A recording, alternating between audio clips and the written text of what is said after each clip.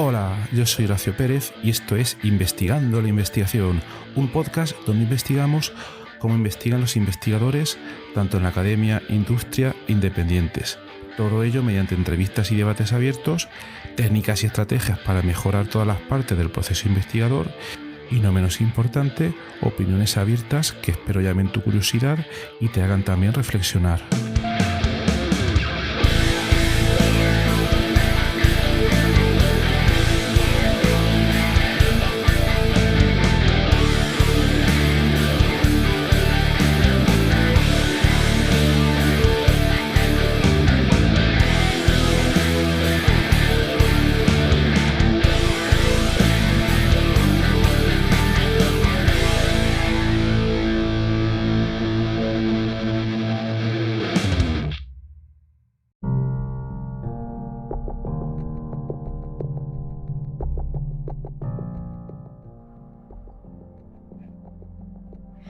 Buenas tardes, hoy, etcétera.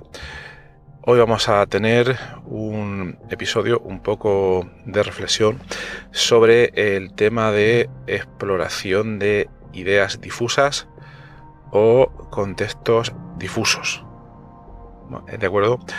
Es un tema un poco diferente a algunos episodios mucho más racionales, léase inteligencia artificial, ChatGPT, etcétera. Y en el episodio de hoy nos vamos a sumergir en el mundo de las ideas difusas y vamos a hablar un poco sobre cómo éstas nos podrían enriquecer nuestra creatividad. Ya que es importante en no limitarnos a únicamente definir ideas y conceptos de manera estricta, sino que también me parece que nos podríamos permitir el explorar libremente las posibilidades que nos brindan los contextos difusos y dejar que nuestra mente divague para encontrar, o no, tampoco es necesario, el encontrar conexiones inesperadas entre nuestras ideas y otros aspectos que queramos o no explorar. Entonces, vamos a comentar sobre cómo abordar un contexto difuso, ya que este puede beneficiar nuestra capacidad para pensar de manera innovadora y creativa, y lo cual, insisto, nos puede permitir encontrar nuevas conexiones y perspectivas. Y bueno, comentaremos algunos ejemplos históricos de algunas grandes mentes, no como la mía, que han aprovechado hasta la saciedad, ya fuera de manera consciente o inconsciente, este enfoque de contextos difusos para desarrollar o bien conceptos revolucionarios en las ciencias, lo cual es un ejemplo de que a partir de un contexto difuso e irracional se pueden generar ideas innovadoras, racionales y lógicas, o por otra parte generar también grandes obras artísticas. Por ejemplo, todos conocéis, imagino, a Salvador Dalí, que fue uno de los iconos de la pintura surrealista, y este desarrolló un método llamado paranoico crítico, el cual le permitía explorar ideas difusas y plasmarlas en sus pinturas. Básicamente lo que hacía Dalí era que dejara que su mente divagara libremente y con el objetivo de buscar conexiones insólitas entre elementos aparentemente no relacionados, lo cual resultó en diversas obras surrealistas que desafiaban bastante nuestra percepción de la realidad. Cuando digo desafiaban, me estoy refiriendo a la época en la que él trabajó y concibió sus obras, pues en aquel momento fue algo totalmente innovador, donde únicamente se trataban, habían otras tendencias artísticas, otras tendencias de pintura, pero fue uno de los primeros en mostrar que se pueden explorar los contextos difusos y generar obras de arte bastante interesantes. Entonces, bueno, a la hora de hablar de la generación de contextos difusos, vamos a referirnos a ello como un entorno o situación en el que las ideas y conceptos no están claramente definidos, lo cual nos permite una mayor libertad en la exploración de posibilidades creativas, ya que estos contextos nos pueden ayudar principalmente a superar bloqueos mentales y sobre todo a ampliar nuestro pensamiento, no estar siempre dándole vueltas a las mismas cosas, si me permitís decirlo de manera bastante práctica, y así poder descubrir soluciones y enfoques que no habríamos considerado pues de otro modo, ¿no? Entonces, entre las técnicas que podemos usar para generar contextos difusos se encuentran algunos que los voy a comentar a continuación y que seguro que los conocéis ya, como por ejemplo puede ser la lluvia de ideas, ¿no? O brainstorming en inglés, en el cual lo que se propone básicamente es un flujo de ideas, normalmente en una sesión en grupo o en varias sesiones en grupo, y estas ideas no se juzgan inicialmente, para nada. También es un poco difícil de llevar a la práctica, porque hay gente que le cuesta más liberar sus ideas, otras menos, pero en estos contextos al final, si se hace de manera adecuada, se fomenta la generación de conceptos más originales y creativos. Otro ejemplo de contexto difuso es la escritura automática, en donde básicamente nos ponemos a escribir libremente y sin pensar para nada ni en la estructura ni en el contenido, para nada, lo cual permite que también surjan ideas y conexiones espontáneas que previamente no nos hubiéramos planteado. Y esto es debido a que a la hora de crear argumentos lógicos, nuestro cerebro normalmente tiende a orbitar en torno a una serie de ideas o conceptos que muchas veces estamos muy metidos, por ejemplo, en nuestro trabajo o en un tema determinado, van a ser siempre los mismos.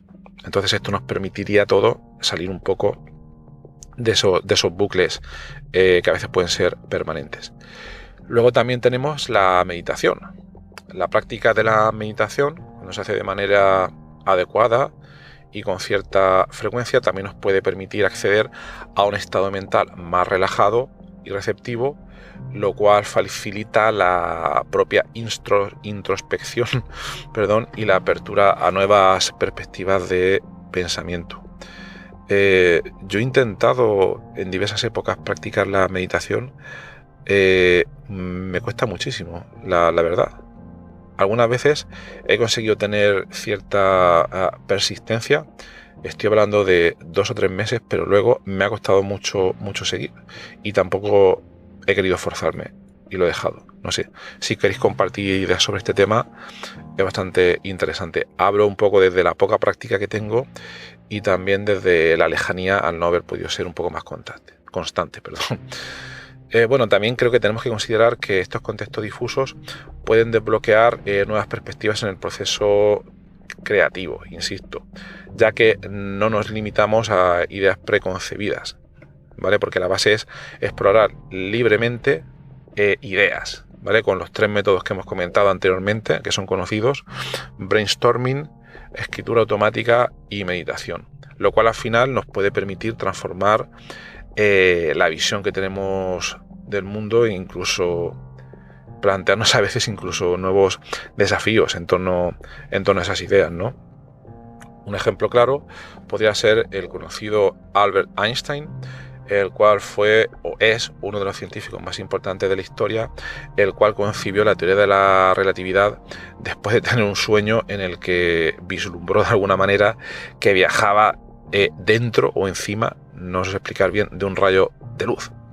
Entonces en principio lo tomó como una visión difusa, pero luego a partir de ahí le permitió esta situación generar una serie de ideas revolucionarias, las cuales cambiarían para siempre nuestra comprensión del tiempo y del espacio, ¿no? Y esto se lo permitió esta manera difusa y no lineal, y ya digo, fue lo que le permitió generar las claves de toda la teoría de la relatividad, ¿no? Entonces también es importante el considerar los sueños como ejemplo de un contexto difuso para la generación de ideas, ¿no?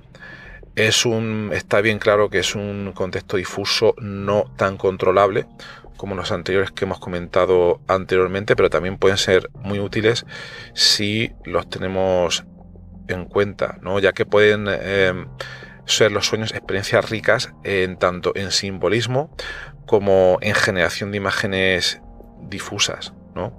Entonces, si después de haber tenido un sueño vívido, de cualquier tipo, nos permitimos o intentamos, sabiendo que no es fácil, el explorar dichos sueños, es probable que accedamos a un mundo de ideas y conceptos que no siempre están presentes en nuestra mente consciente, ¿no? Y que esto nos puede permitir al mismo tiempo explorar nuestro inconsciente y relevar aspectos ocultos de nuestra personalidad y percepción. Entonces aquí hay también muchas maneras, ¿no? Lo típico es nada más te levantas, volcarlo en un texto escrito, grabar unas notas de voz, grabar un podcast si queréis también, grabar un vídeo a vosotros mismos, etcétera. Y luego ya decidir si esto lo hacéis público o no, ¿vale? Pero puede ser una práctica también bastante interesante. De hecho, en la historia, numerosos artistas y científicos han encontrado inspiración en estos sueños para crear sus obras maestras o incluso desarrollar teorías revolucionarias. Esto ha pasado muchísimo. También incluso en proyectos artísticos podíamos citar un cuadro de Dalí que se llama La persistencia de la memoria, ¿no? Ese famoso cuadro donde se pueden observar relojes derretidos que muestran su preocupación por la naturaleza efímera y la preocupación del paso del tiempo, ¿no? Luego, dentro de mi campo de la química, el señor Friedrich August Kekulé descubrió la estructura de la molécula de benceno, una estructura que a día de hoy nos parece totalmente lógica, pero que en su tiempo, en el siglo XIX, daba bastantes quebraderos de cabeza.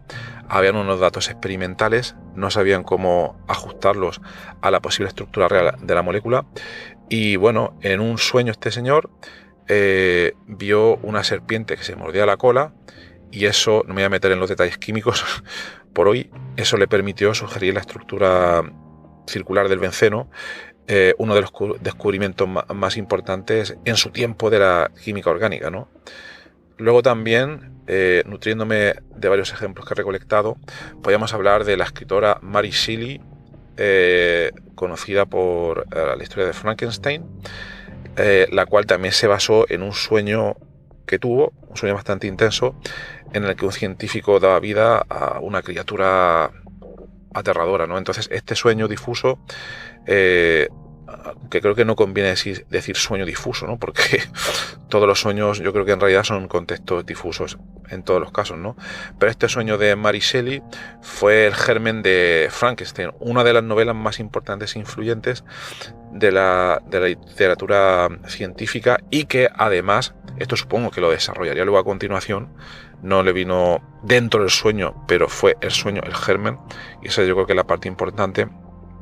Desarrolló temas importantes como la responsabilidad ética en cuanto a las creaciones de un científico, ¿no? Y también a las consecuencias imprevistas que puede tener la ciencia que uno desarrolla, ¿no? Generar un monstruo de este tipo, es ético o no, y luego todas las consecuencias imprevistas que pueda generar una criatura de este tipo.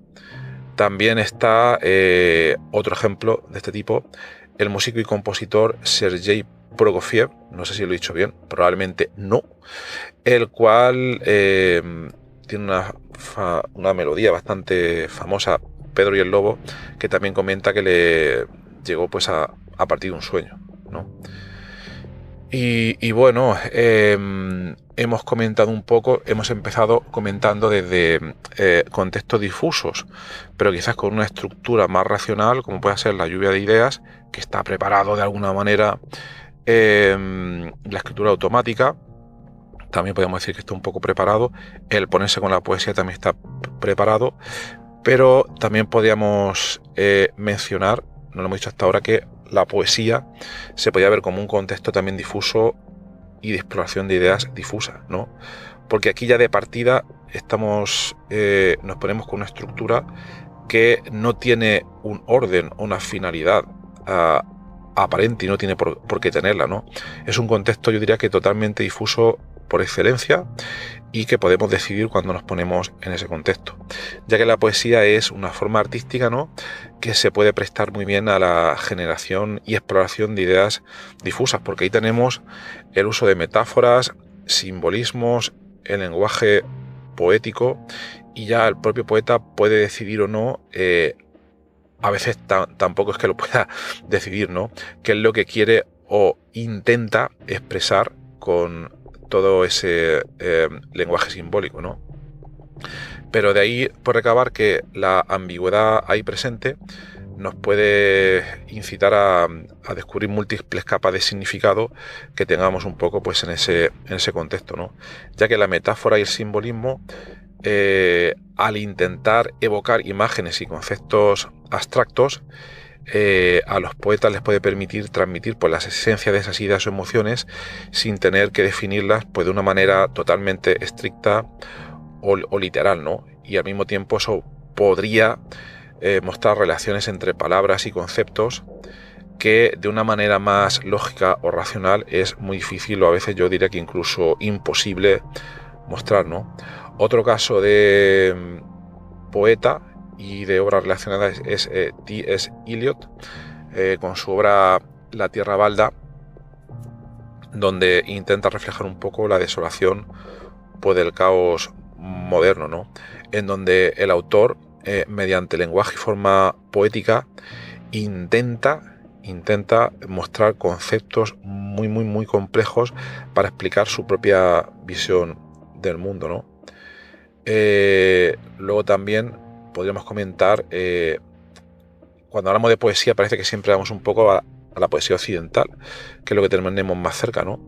Pero esto hacían ya desde hace muchísimo tiempo los japoneses, con elementos como el haiku y el tanka, los cuales son poemas muy breves que intentan captar momentos fugaces y sentimientos pues muy efímeros con un lenguaje muy sencillo, ¿vale? Esa es un poco la clave, diría yo, que tenemos en estos contextos. Por tanto, bueno, no me quiero extender más, si no va a ser un episodio demasiado racional, y si hablamos de contextos difusos sería un poco contraproducente. Pero en definitiva, yo creo que a la hora de explorar los contextos difusos pueden ser herramientas muy útiles, insisto, para explorar nuestra propia creatividad y nuestra capacidad básicamente de generar ideas de manera innovadora, conceptos o relaciones entre esas propias ideas, ¿no? Pero lo más importante, si os interesan todas estas situaciones, es que obviamente pues que lo practiquéis pues vosotros mismos, ¿no? Ya os he comentado algunos ejemplos bastante claros y técnicas bastante fáciles. Quizás uno no puede empezar directamente por la poesía, ¿no? Pero debería ser más fácil poder empezar por técnicas como brainstorming, escritura automática, pero obviamente también ten en cuenta que el brainstorming se debe practicar en grupo para ser eficiente, ¿no? Bueno, pues nada más. Voy a dejar además un final difuso del episodio y que tengáis un maravilloso día y hasta luego.